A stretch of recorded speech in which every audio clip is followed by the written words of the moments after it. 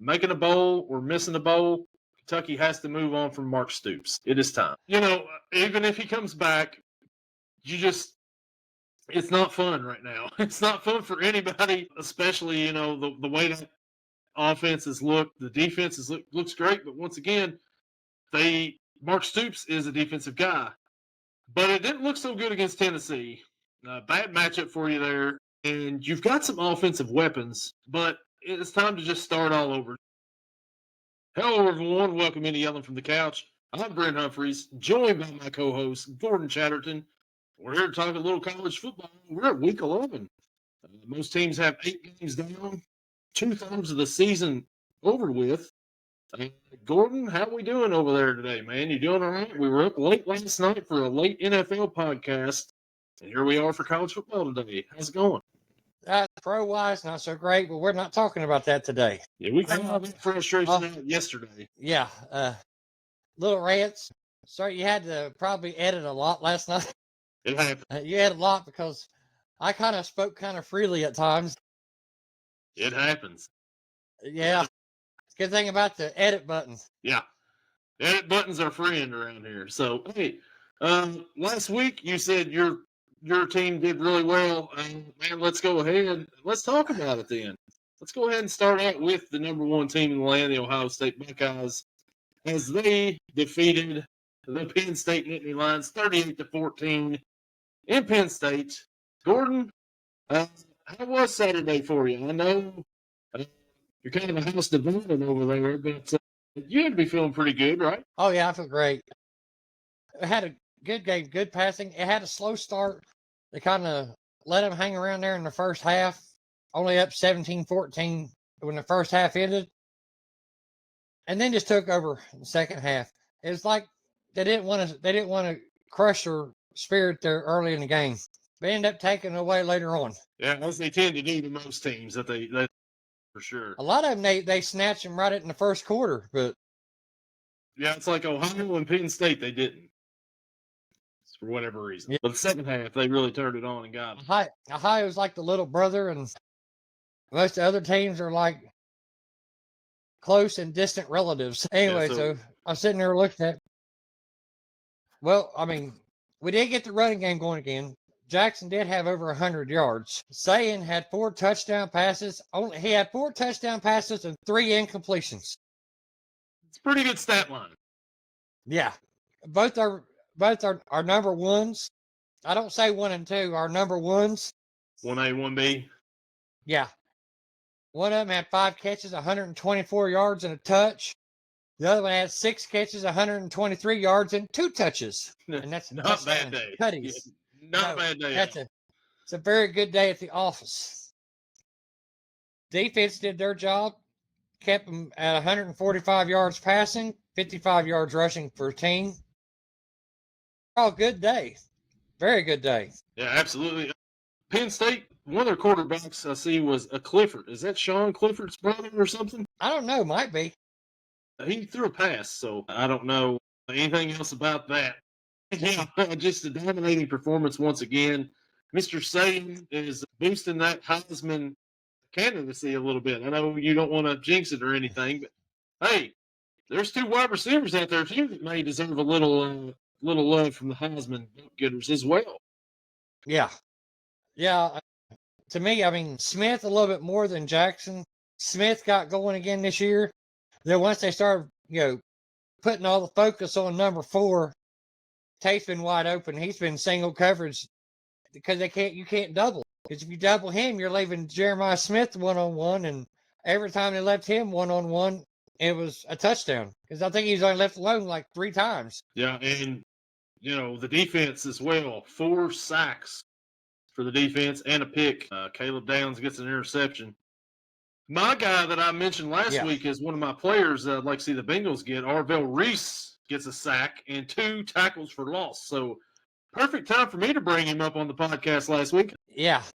He was saying, thank you. Yeah, so Ohio State wins 38-14. Big win in College Station. Anything else you want to add in onto that game right there, Gordon? Big win for Ohio State once again.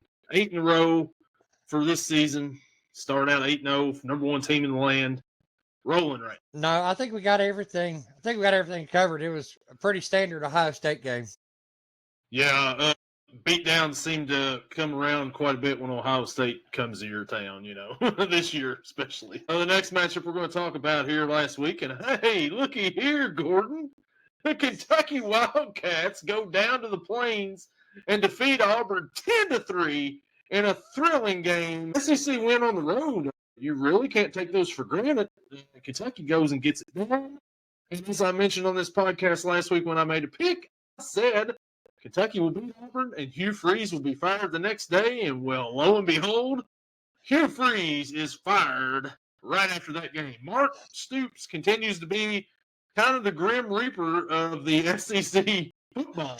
You lose to Kentucky and you get your coach fired. So, yeah, man. What do you think about this game here, man? Not a whole lot to talk about on the field, really. Well, when I watched it the first time, or at least I watched part of it because I was watching wrestling at the same time, which we talked about that. I was like, yeah. I said, wow. So that's it was a little bit more exciting the first time, but you said there watched it. I don't think I could have watched it a second time. Yeah, after we recorded the podcast last night, the replay come up on the SEC network, and just for giggles, I just turned it on and was watching. And Gage, he does a little play-by-play where he goes to school at. So I was like, all right, I said, grade my play-by-play. And I didn't even know what play it was until it got to it. And it was where Cutter Boley threw the interception at the end of the first half. And he's like, did you play in that spot? And I was like, absolutely not.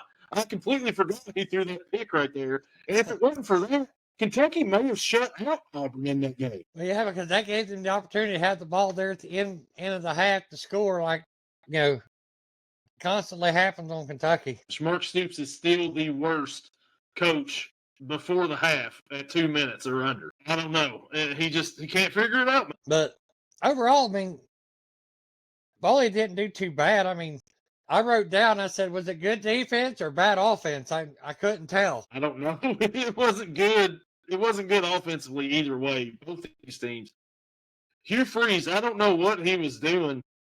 He starts Ashton Daniels at quarterback, lets him play till halftime, and he's like, we'll see how he does after this first drive. Well, he didn't do so bad on that first drive after the half. And then he puts in Jackson Arnold for a complete series, and then he takes him out and puts Daniels back in the same game. And it's like, all right. I think that was the writing on the wall right there. And Hugh Freeze, you're definitely gone now, dude. Like, what is this? Now, coaching job. I think he wanted to be put out of his misery. He just wanted to be fired. He must have. So he can sit home and collect a paycheck too. So Cutter Boley threw 2 picks in the game. He threw a touchdown to Kendrick Law, the only touchdown of the game. The best drive of the game was the first drive for Kentucky in the second half. 161 yards passing. Seth McGowan only had 53 yards on the ground. Yeah, man, not a lot really to go on there. Yeah, just not a whole lot. But, hey, the sacks were there for Kentucky. 17 sacks. 7-team, not 17. Sacks for the team. I would say if you saw 17, I didn't see that on the stat line. Alex Murray had 1.5 sacks, leading the way. Also, Khalil Saunders did 2. And just a really good defensive performance for Kentucky overall in this game. Sack'em Stones had a half sack as well. So cool. Jordan Lovett got a pick for Kentucky. So gotta love it. Gotta love it. Jordan Lovett. I just said it last year with Dominic Lovett when I was like, I don't love it when I put him in a parlay because he never does anything. So, yeah, good win for Kentucky. I still think Mark Stoops need to be fired at the end of the season. Don't get me wrong. But I'm still rooting for my team every game. Yeah. I think it's time for a change. Even if he gets Kentucky to a bowl, which there's a possibility that could still happen. They're just 3-5, and they've got 4 games left. And they call me crazy, but they can get 3 of them. Yeah, we'll talk about one coming up here very soon. Yeah, we definitely will. But, yeah, man, that's what I got there on the Kentucky-Auburn game. Just a boring game overall. And then, like I said, after that game was over with, I switched over and watched the World Series. And one of the better World Series games ever coming from horrible college football game, but Kentucky won, so it's not that horrible. And it could have been last night's Thursday night football game, which was atrocious all the way around. Oh my God. If you're talking about somebody who's been up since 3:30 as yourself, Gordon, staying to do the podcast while watching the game. He almost didn't make it to the podcast last night because of that. No, my eyes were slamming shut last night about 9:30. I was like, Yeah, Kentucky wins. It's good for the team there and get something going. But Gordon, let's go ahead. Let's jump into our segment where we pick a player that people aren't really talking a whole lot about, or they are talking about, they just don't get the love. We would like our team to draft them next year's draft. Gordon, what player do you have in mind for this week? well, as you know, we talked about this. I worked last weekend, so I didn't get to watch the college football like I normally do. Every other weekend, I watch a lot. Once in a while, I don't get to see hardly any. Last week, I didn't.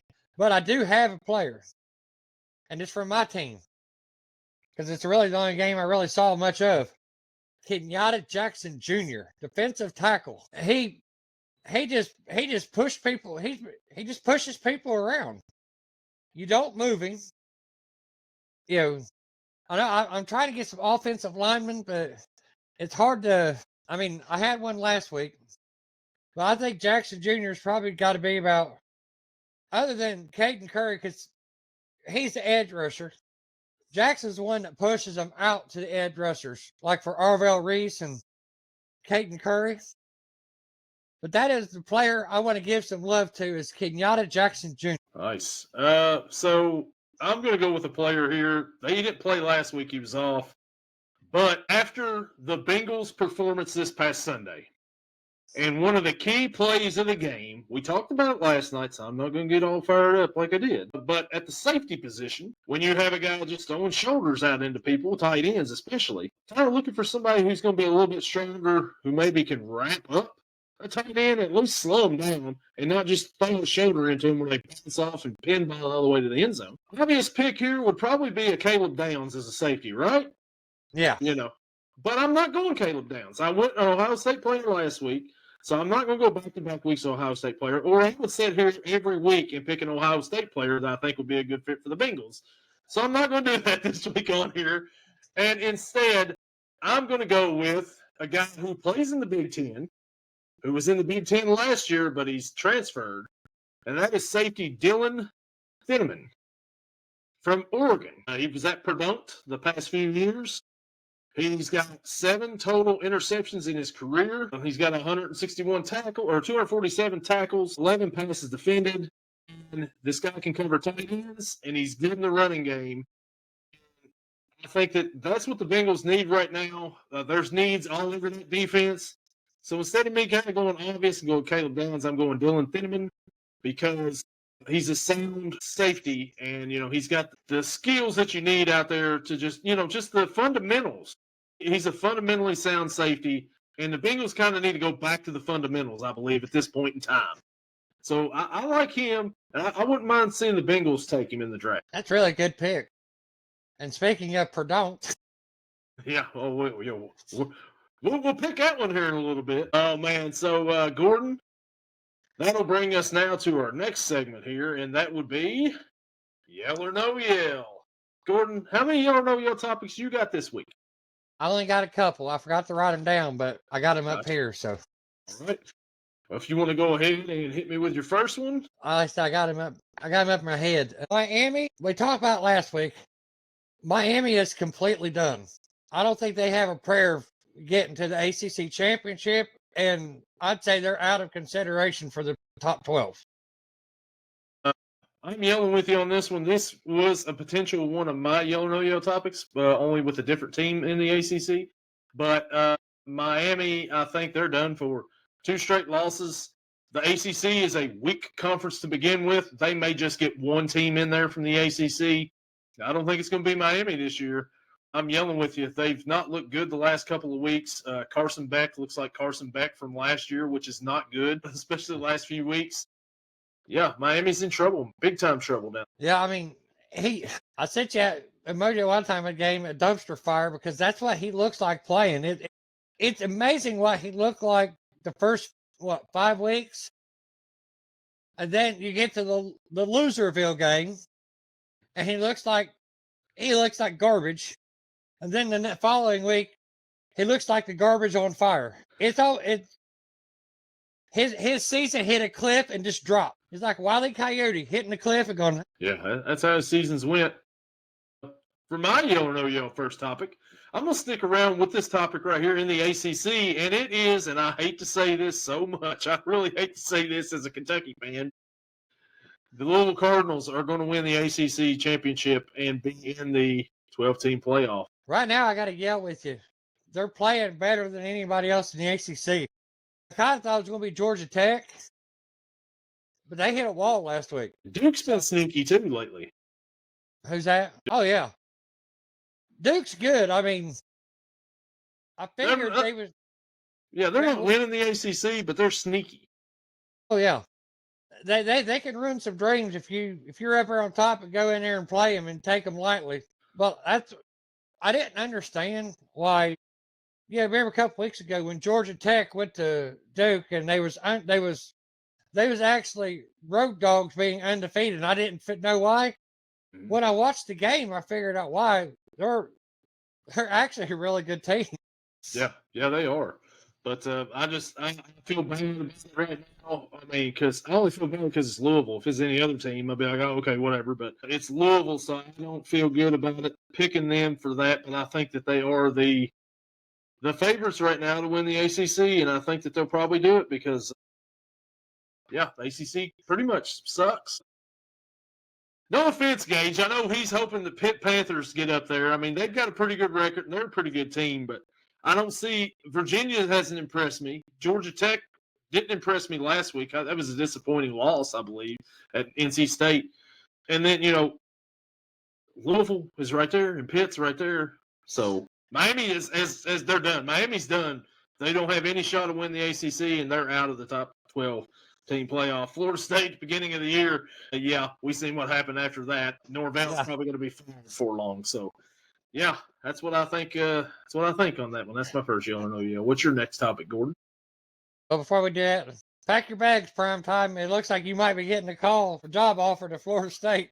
I don't think he's going to get offered either. The way it's been going in Colorado for him this year. He can't get the offensive line players. He can't get the good ones. So, but you're right. Record is record. So in the top 12, there's going to be 4 teams from the SEC and 4 teams from the Big Ten. I'm yelling with you on that one for sure. Yeah, I mean that's the 2 best conferences by far and away, especially between the Power 4 schools. I mean the ACC, as we just mentioned. I mean there's not a whole lot there in the ACC that's going to make the 12-team playoff. I mean you'll get the 1 at least guaranteed. You may get a second. And in the Big 12, there's 1 to 2 teams, and you got to put a group of 5 school in, which I'll talk about here in just a minute. But yeah, I'm with you. I think it's going to be 2 to 4 teams apiece for both conferences. Sure, yeah, maybe one of them might actually get 5. Yeah, I was about to say one of them may get 5, no doubt. Because the group of 5 has to get in, so there'd be 10 spots. Mm-hmm. So whoever doesn't win the Big 12 or ACC better start getting geared. Yeah. So yeah, I'm with you. I'm yelling with you on that one. I think so because hey, so speaking of the group of 5, there are 0 teams in the top 25 right now out of the group of 5. I'm pretty sure. Gordon, I believe you yell or no yell with me on this one. If a group of 5 team isn't even ranked, I don't care if it's the best group of 5 school, they don't deserve a spot in the 12-team playoff. No matter what. If they're not ranked, if they're not a ranked team, they don't deserve to be in this 12-team playoff. Throw out the group of 5. Don't care what the rules say. But if they don't deserve to be there, we don't deserve to have that game. What do you think? I agree, because if they're not ranked, that means they're not playing anybody. And what's going to happen, I mean, as far as being fair, yeah, 1 team should be in there, but it's not about fair. It's about watchability. If someone sees a school that, is unranked, but like 10-2 that from a group of 5, yeah, they could shock somebody. It happened. That's how Boise State got its name. Yeah, beating Oklahoma. I mean, hey, I got a better idea. It's not a group of 5, but in the 12-team tournament, bring in the FCS champions. That would be better probably than having a group of 5 school in most years. I mean, this year especially. Because, South Florida, they look like they were a contender for a while. They've kind of tailed off a little bit. You seen what they did when they played Miami. Miami killed them, and we see what Miami is now. Who was another team, group of 5? Memphis. People were big on Memphis there for a little bit. They kind of tailed off quite a bit. Tulane for a little bit. Tulane for a little bit, yeah. And they got thumped last week by the Roadrunners, I think. Yeah, UTSA Roadrunners. College needs to change their name to the Wile E. Coyotes. Yeah. The Roadrunners who thumped Tulane, that got thumped last night against South Florida. So all these group of 5 teams are beating up on each other. One of them's going to make a playoff, and then they're going to probably get thumped in the playoffs, and that's just going to be like pretty much a bye week for the number 5 seed, which is why they should not be in there making a competitive game. Give it to a Power 4 conference team that was on the bubble. Just get them on in there. Do away with the group of 5 automatic bid. Whoever was number 12 gets in. Yep, that's what it should be. But that's not how they're doing it this year, but they should change that after this season. I get trying to include a group of 5, but if you're not good enough, sorry, try to get it next year. Better luck next year. All right, Gordon, what is your next yell or no yell top? No, I only had 2, so. Well, I will go ahead and I'll say this, and this kind of isn't, it's kind of going to go with the theme I've got here later on, but I kind of mentioned it earlier. Kentucky wins against Auburn. Kentucky still got a shot to make a bowl. I think regardless, making a bowl or missing a bowl, Kentucky has to move on from Mark Stoops. It is time. Well, I definitely agree with you. Yeah. Yeah, even if he comes back, it's not fun right now. It's not fun for anybody, especially, the way that offenses look. The defense looks great, but once again, Mark Stoops is a defensive guy.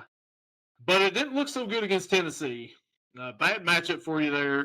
And you've got some offensive weapons, but it's time to just start all over. Just start fresh all over. Zach Calzada's out here on the internet flashing all of his money. I don't know if you saw that video or not, floating around. No.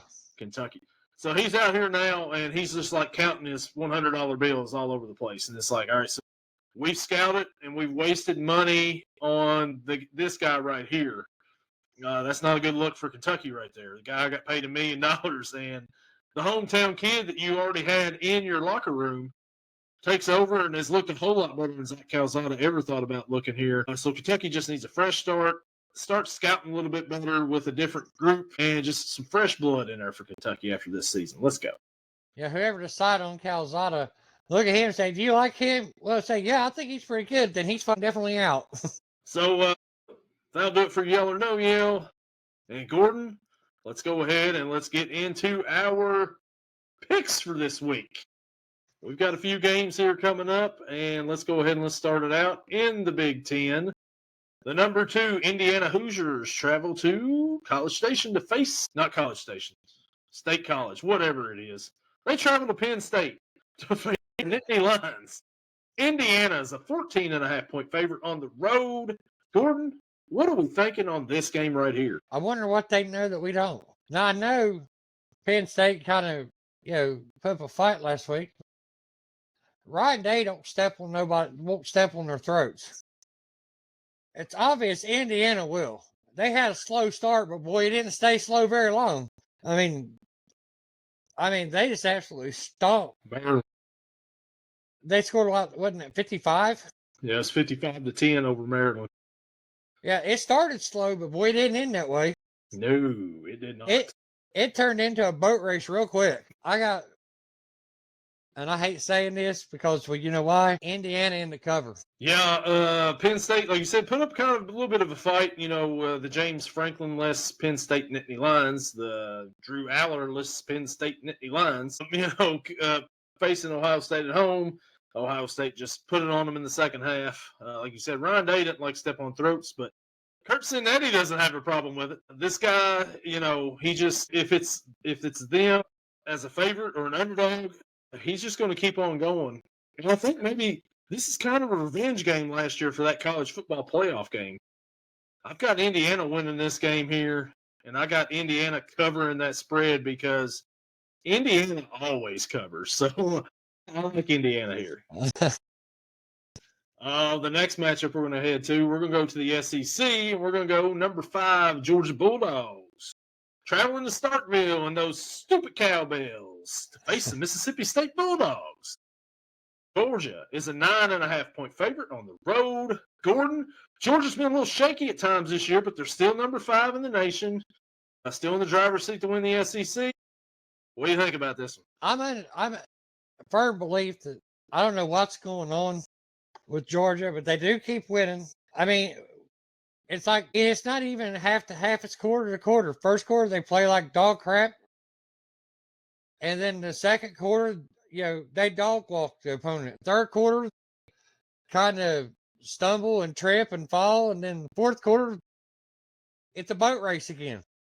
It's not even half to half or game to game. It's quarter to quarter.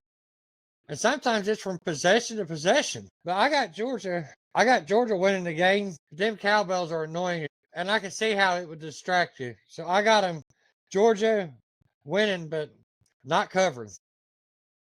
Yeah, man. Last week, Mississippi State, they played Arkansas at Arkansas and got their first SEC win of the season. Maybe first SEC win in a couple of years. Bobby Petrino and Arkansas, they're like the Bengals and the Cowboys. They play all kinds of Big 12. I mean, he fit in real well in the Big 12.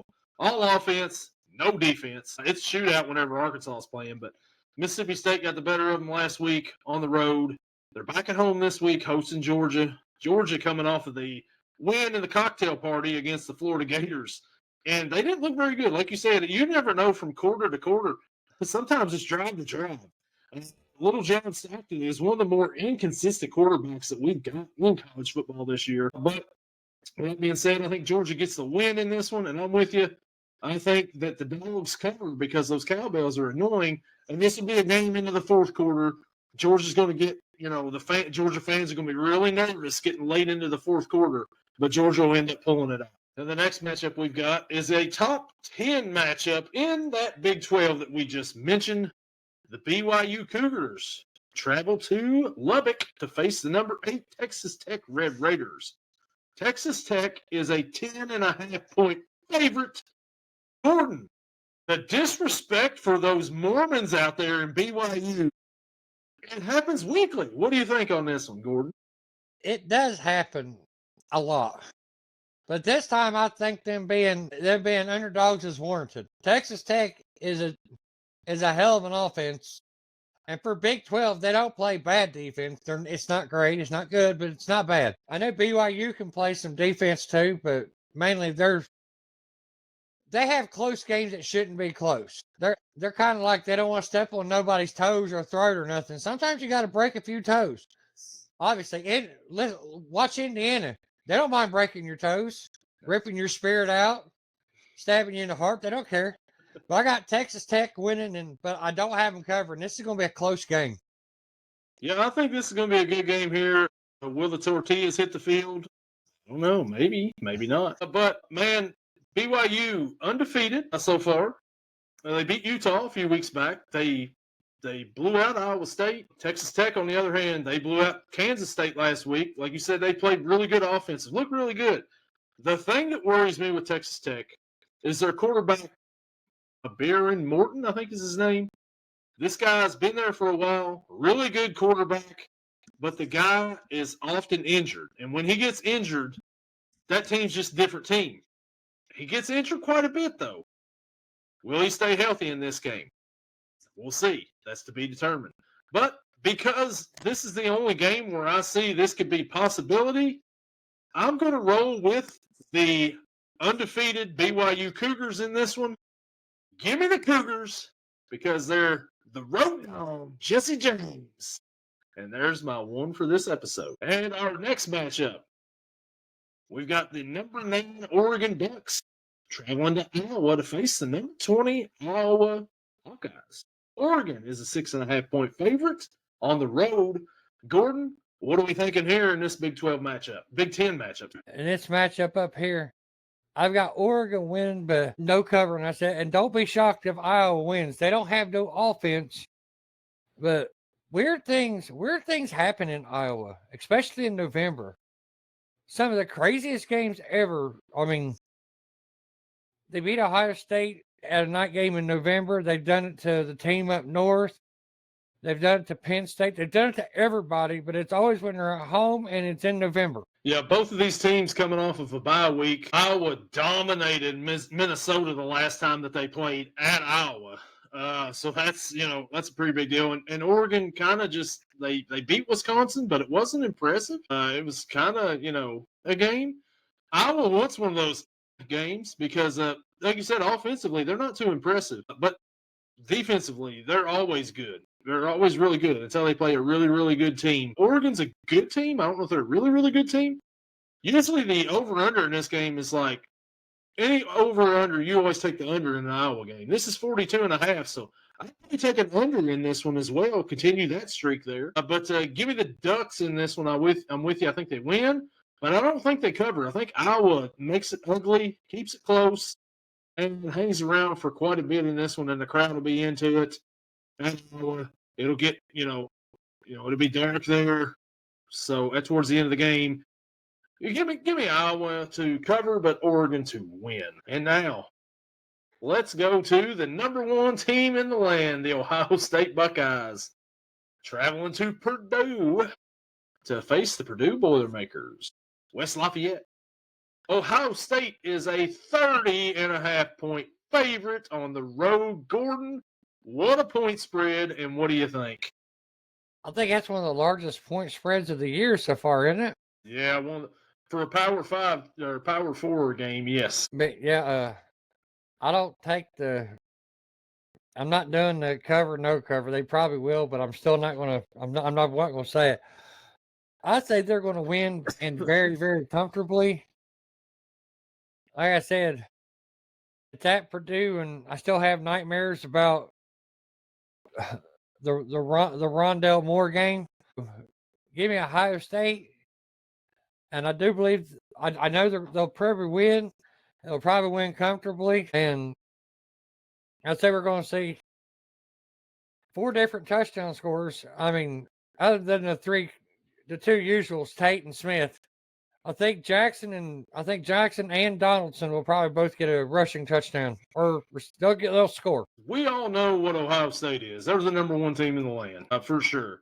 They dominated all season long. Nobody's really played them that close. Texas, but that was the first game of the season. The defense is phenomenal for Ohio State, and the offense ain't too shabby themselves on that end. Purdue, on the other hand, they got blanked a few weeks ago by Northwestern. But since then, they've played some teams close. They played Michigan pretty close. Who else did they play pretty close? They played Rutgers pretty close. It's just Rutgers. But they played some close games. So, they're not great by any stretch of the imagination. And I don't think they keep this game close either. I don't think this one's going to be close compared to them because they weren't playing Ohio State. They were playing Michigan. They were playing Rutgers. They were playing Northwestern. Ohio State's a whole totally different animal, different beast. Give me Ohio State, and I think that Ohio State covers that spread at 30.5. Huge spread, but it's getting covered.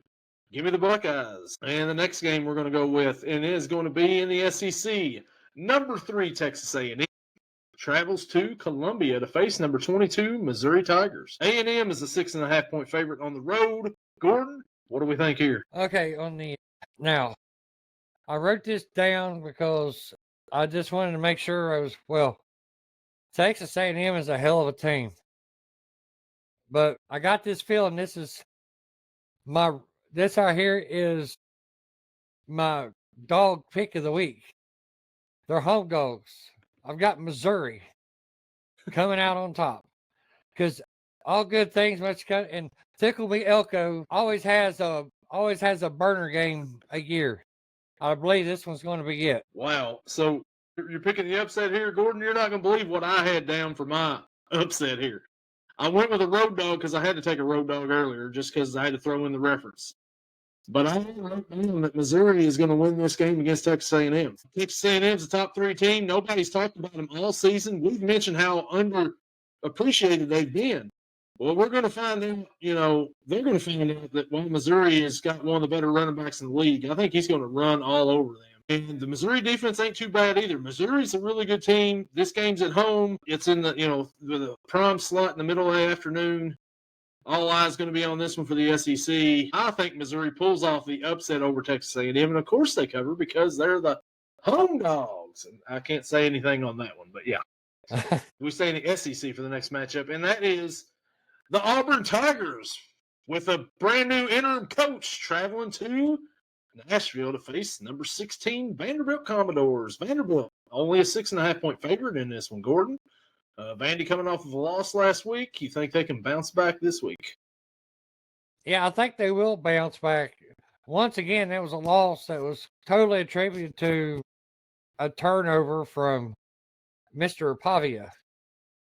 I mean, he had a fumble, which they was moving the ball, and they was getting close to the scoring area.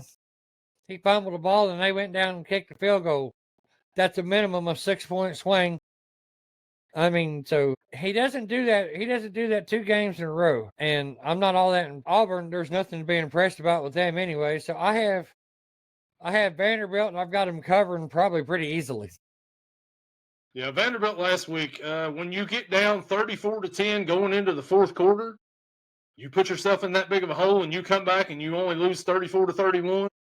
If you wouldn't have put yourself in that big of a hole to begin with in the first 3 quarters, you probably pull out that win against Texas. And you're well into the top 10, well on your way to the college football playoff. Now, you've got a little work to do.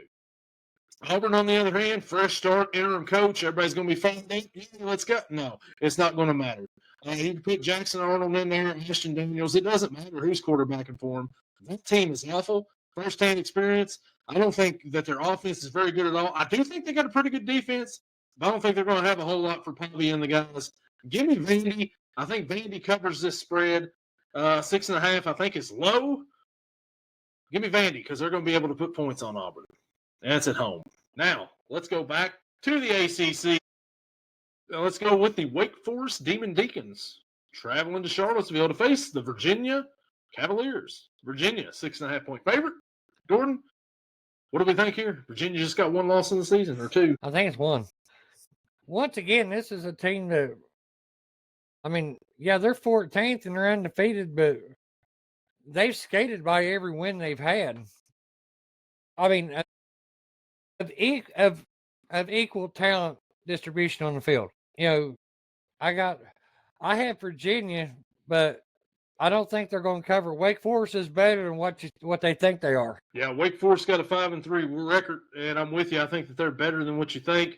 Virginia, not as good as what you think. The last time, though, that Wake Forest played, they got beat down by Florida State, 42-7. But they beat teams like SMU this year, and yeah, they played Georgia Tech pretty close. Georgia Tech just beat them by 1 in overtime because they go for the 2. But I've got Virginia winning this game too, but I'm not impressed by Virginia. Right now, they're in the driver's seat for the ACC, but nobody wants to see this team in the 12-team playoff. Trust me. I mean, this team is going to get crushed. I mean, you might as well put a group of 5 in there instead of them if they make it because it's going to be the same result. But give me Virginia in this game. I think they win. I think Wake Forest covers. And it's going to be another week where Virginia's like 9-1 and all this and that. And like, playoff hopes. And it's like, yeah, they're not impressive. The next matchup we're going to, and we're going to go a little independence here. And how about the Navy Midshipmen traveling to South Bend to face the number 10 Notre Dame Fighting Irish. Notre Dame is a 27.5-point favorite. Gordon, people may wonder why we put this game up here like this. Why do we do this? Well, it's a little bit of a styles clash here, and seems like the armed forces schools usually play Notre Dame pretty tight in these games. But what do we think here? I believe it is going to be tight. I do have Notre Dame winning, but I don't have them covering because they're not going to have enough possessions.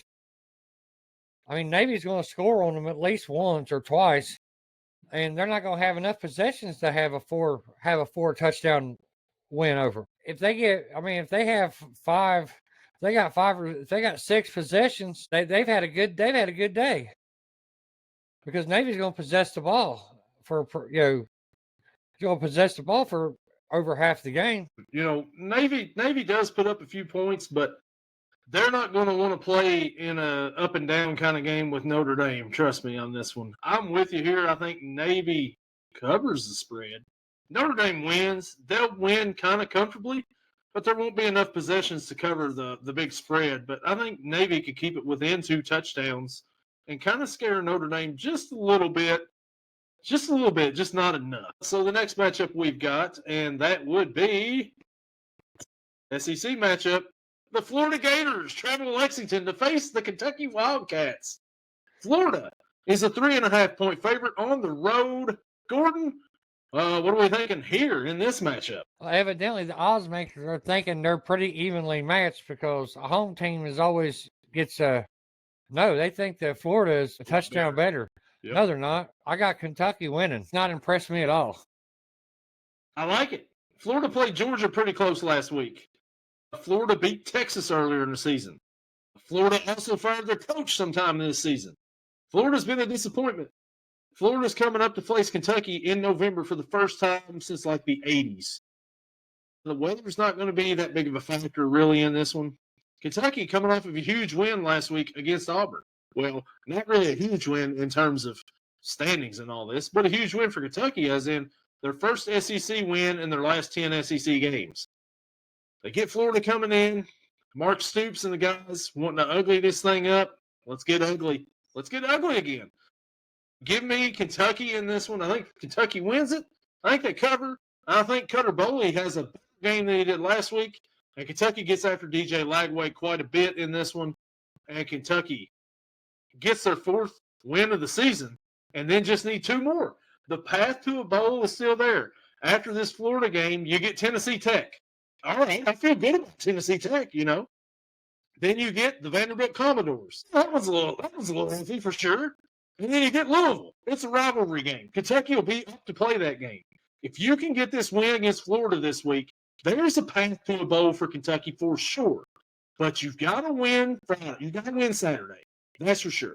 But if you do that, hey, we may be in the bowl game again this year with Mark Stoops, and he can ride off into the sunset, take his money, and run. Like Zach Calzada has done, apparently.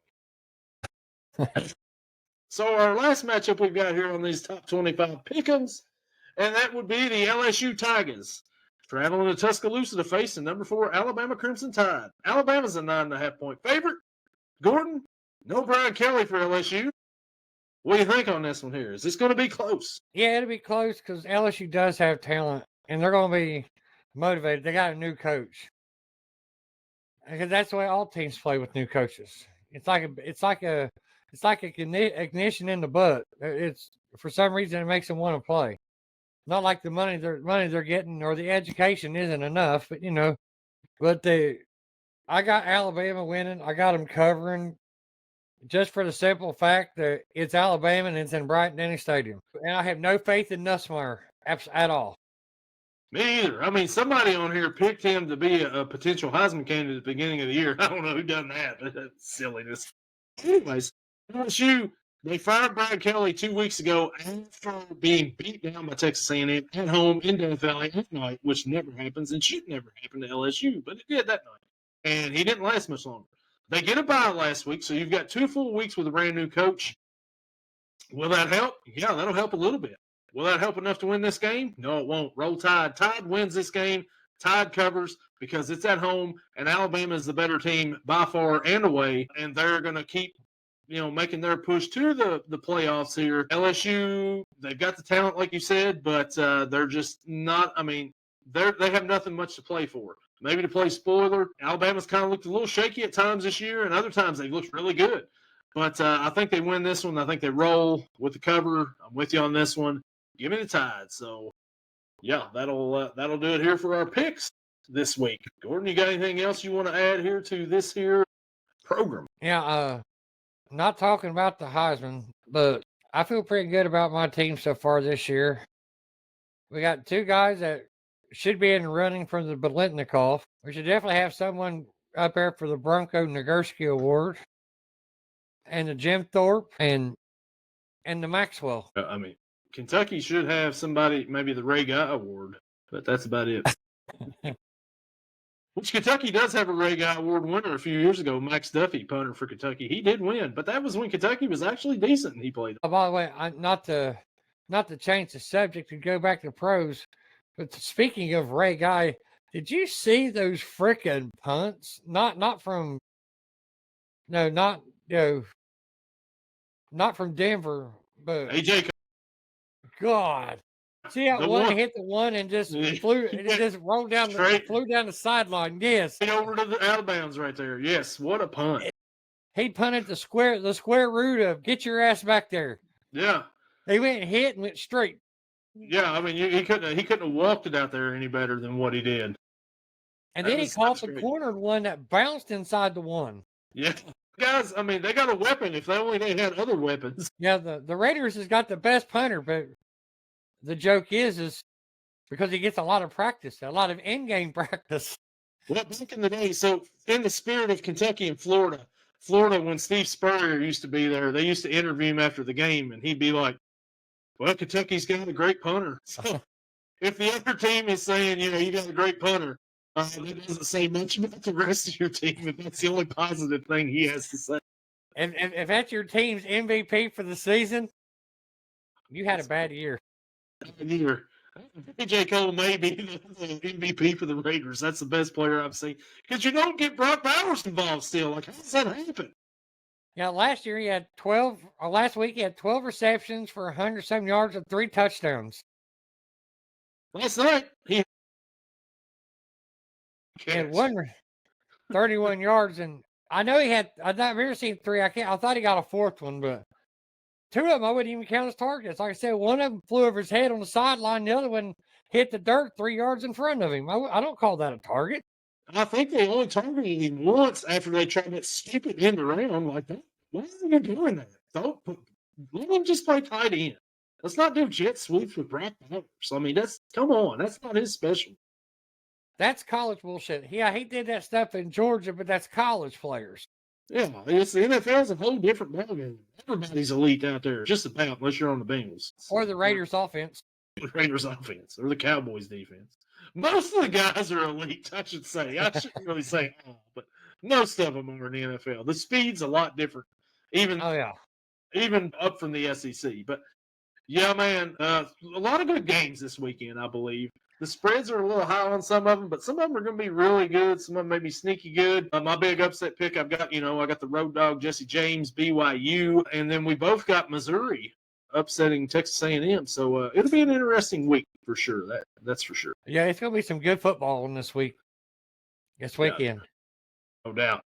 And I'm off. I guess you get to watch it. There we go. That'll do it for this episode, and we will catch you all in the next one.